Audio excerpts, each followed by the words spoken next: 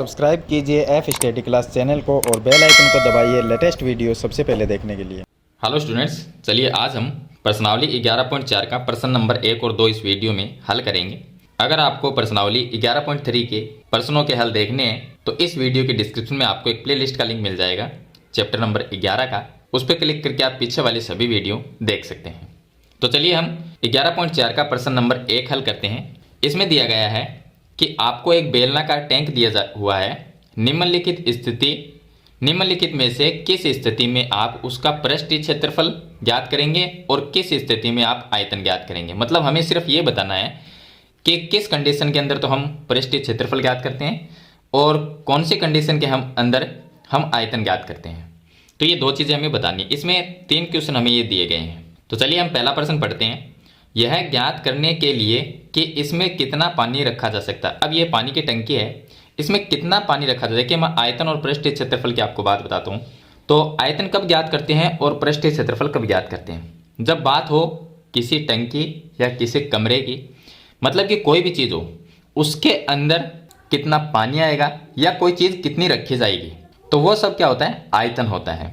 और बात करें कि उस टंकी के चारों तरफ हमें कलर करना है, मतलब कि उस टंकी की जो दीवार है, जो पृष्ठ है, उसकी बात अगर करते हैं, उसका मतलब होता है उसका पृष्ठीय क्षेत्रफल। जैसे एक कमरा है, उसके अंदर मान लीजिए उस कमरे को हम छोटे छोटे बॉक्स से अगर उस कमरे को पूरा भर देते हैं तो उसका मतलब वो आयतन है। लेकिन कमरे के जो दीवारें होती है उस पर अगर हम कलर कर रहे हैं तो वो उसका पृष्ठीय क्षेत्रफल होगा।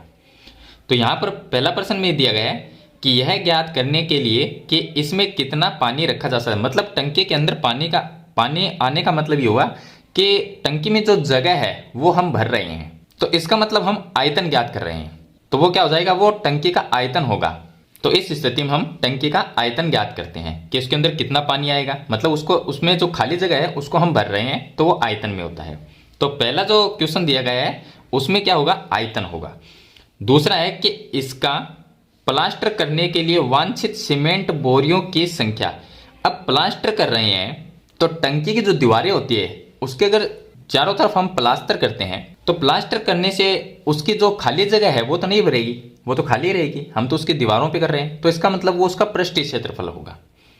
तीसरे प्रश्न में, मतलब दूसरे में तो हम पृष्ठीय क्षेत्रफल ज्ञात करेंगे। अब तीसरा प्रश्न है, इसमें भरे पानी से भरे जाने वाले छोटे टैंकों की संख्या। तो प्रश्न नंबर 3 है, इसमें भी आयतन की बात हो रही है। क्यों हो रही है?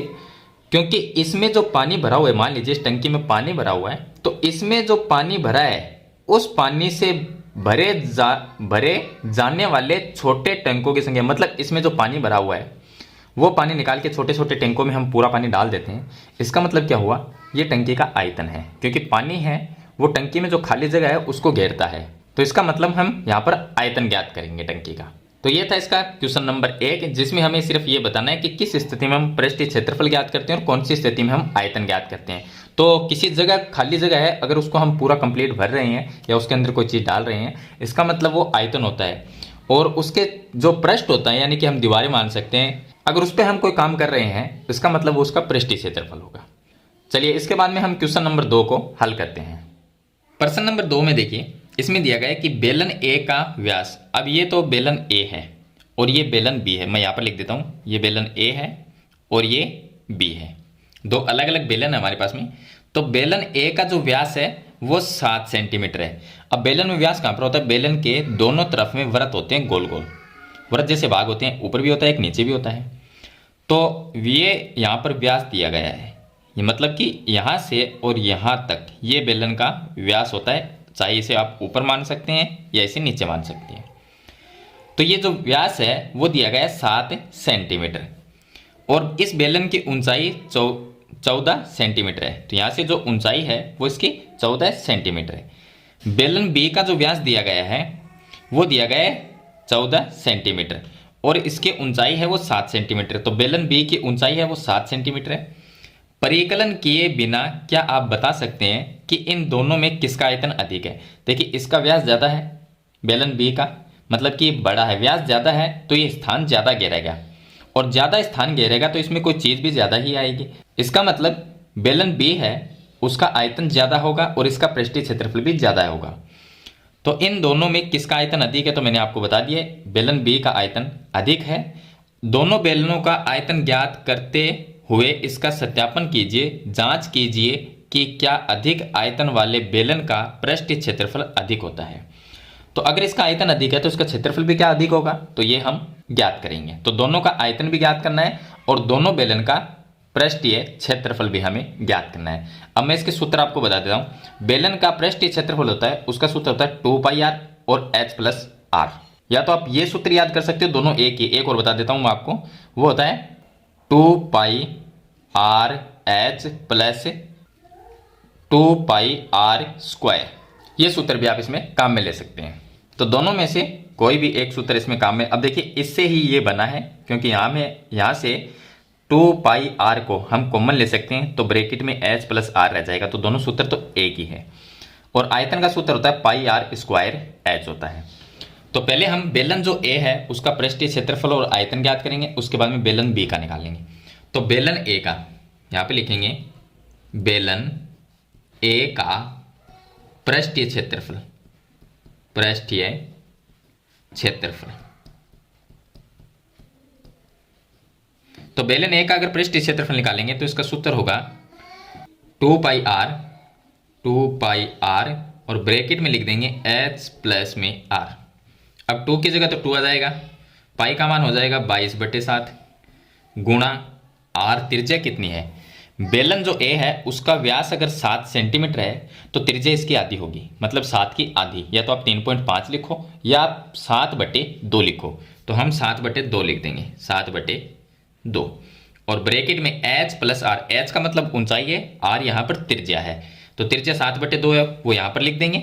और ऊंचाई है, वो इसकी ऊंचाई दी गई है 14 सेंटीमीटर। तो ऊंचाई यहां पर आ जाएगी 14 प्लस r का मान 7/2 आ जाएगा।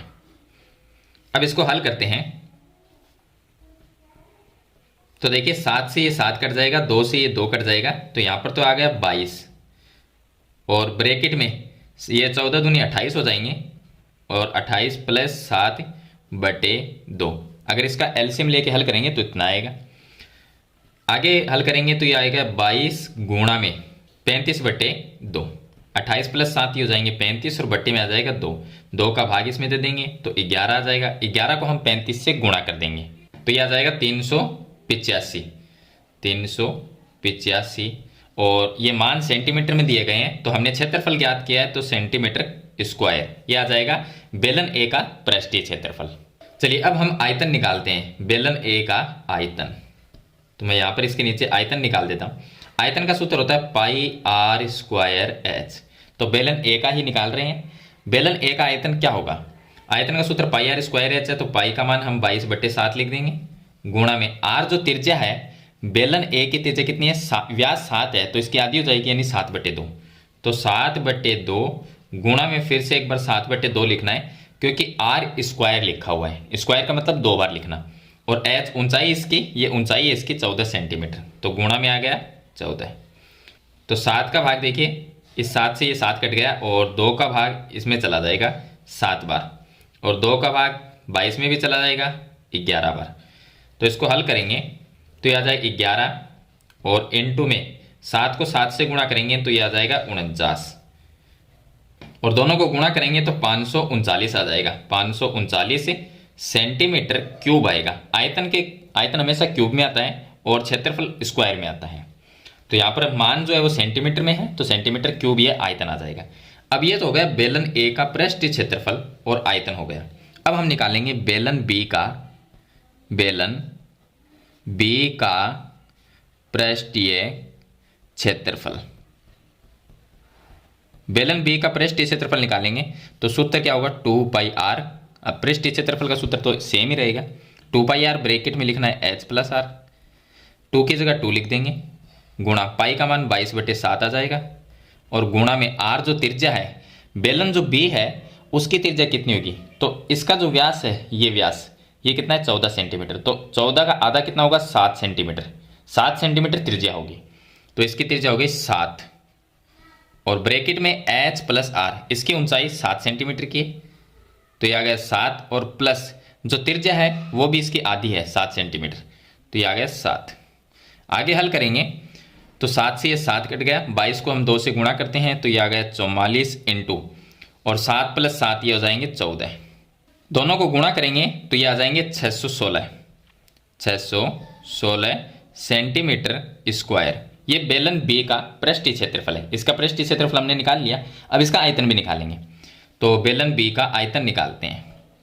आयतन का सूत्र πr²h। पाई का मान 22/7 हो जाएगा और गुणा में जो त्रिज्या है, इसकी जो त्रिज्या है वो कितनी है, 7 सेंटीमीटर है। क्योंकि ये 14 सेंटीमीटर व्यास है तो इसकी आधी त्रिज्या होती है। तो ये आ गया 7 × में 7 × 7 लिखना पड़ेगा क्योंकि यहाँ पर r² है और h का जो मान है, इसकी ऊंचाई है वो 7 सेंटीमीटर है। तो गुणा में 7। अब एक 7 से ये 7 कट जाएगा और ये आ गया 22 गुणा 7 को 7 से गुणा करेंगे, ये आ गया 49 और दोनों को गुणा करेंगे तो ये आ जाएगा 1078 सेंटीमीटर क्यूब। यह आ गया बेलन बी का आयतन। चलिए अब इनको हम इनकी तुलना करते हैं। तो देखिए बेलन ए का जो पृष्ठीय क्षेत्रफल है, बेलन ए का पृष्ठीय क्षेत्रफल 385 है और बेलन बी का पृष्ठीय क्षेत्रफल 616 है।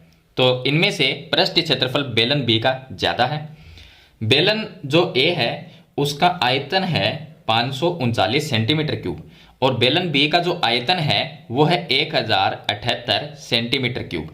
तो इसमें देखिए ये क्षेत्रफल भी ज़्यादा है यानी पृष्ठीय क्षेत्रफल, और ये आयतन भी ज़्यादा है। तो बेलन बी का पृष्ठीय क्षेत्रफल और आयतन दोनों ही ज़्यादा है बेलन ए की तुलना में।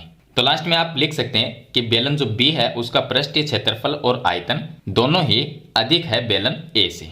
तो इस तरह से आपको प्रश्न नंबर 2 को हल करना है। मैंने आपको इसका जो तरीका है कंप्लीट वो मैंने बता दिया आपको। फिर भी इसके बारे में कोई सवाल या सुझाव है तो मुझे कमेंट बॉक्स में जरूर लिखना। वीडियो पसंद आए तो इसे लाइक और शेयर जरूर कर देना। इस चैनल पर नए हैं तो सब्सक्राइब करना। हम मिलते हैं नेक्स्ट वीडियो में, तब तक के लिए थैंक यू।